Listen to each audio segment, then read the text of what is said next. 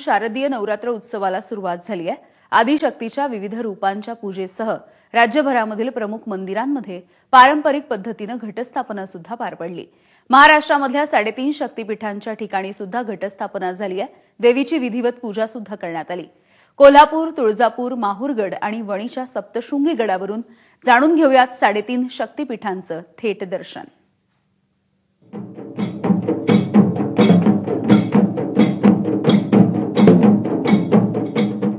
आजपासून शारदीय नवरात्रोत्सवाला सुरुवात झाली।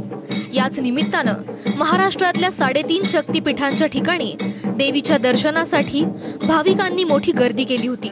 शारदीय नवरात्र उत्सवाला आजपासून सुरुवात होते आणि 3.5 शक्तिपीठापैकी पूर्ण पीठ असलेल्या करवीर निवासिनी अंबाबाईच्या दर्शनाला संपूर्ण देशभरातून भाविक खूप मोठ्या संख्येने येत असतात आणि म्हणूनच जर आपण बघितलं तर पुढचे 9 दिवस या ठिकाणी भक्तीचा सोहळा आहे तो आपल्याला पाहायला मिळणार आहे। पश्चिम महाराष्ट्र देवस्थान समिती कायमच भाविकांच्या सेवेसाठी तत्पर असते आणि त्या पद्धतीनं कमीत कमी वेळात लवकर दर्शन व्हावं यासाठी आपण प्रयत्नशील आहे। ह्यावेळी दर्शनाचा वेळ हा सर्वात कमी राहील अशी अपेक्षा आहे आणि जास्तीत जास्त भाविकांचं दर्शन होईल।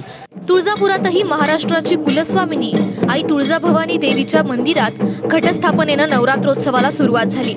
तुळजाभवानी देवीच्या शारदीय नवरात्र महोत्सवाला आजपासून सुरुवात होती आणि तुळजापुरात यासाठी मोठ्या प्रमाणात भाविक दाखल झालेले आहेत। आपण आता सध्याला आहे तुळजापुरातल्या मुख्य प्रवेशद्वारासमोर आणि याच प्रवेशद्वारासमोर फुलांची अशी भव्य सजावट करण्यात आलेली आहे। मोठ्या प्रमाणात भाविक इथं दाखल झालेले आहेत।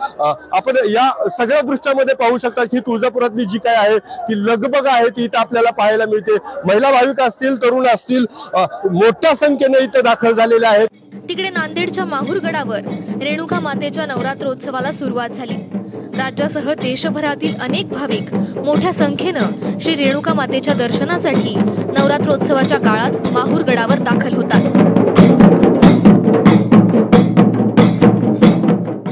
हे आहे 3.5 शक्तिपीठांपैकी सर्वात शेवटचं म्हणजेच अर्धशक्तिपीठ सप्तशृंगी देवीच्या गडावर आज घटस्थापना झाली।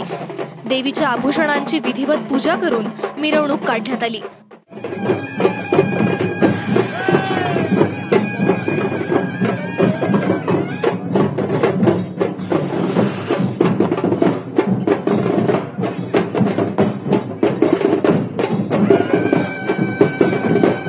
या सर्व शक्तिपीठांच्या ठिकाणी पुढचे 9 दिवस धार्मिक कार्यक्रमांची रेलचेल असणार आहे।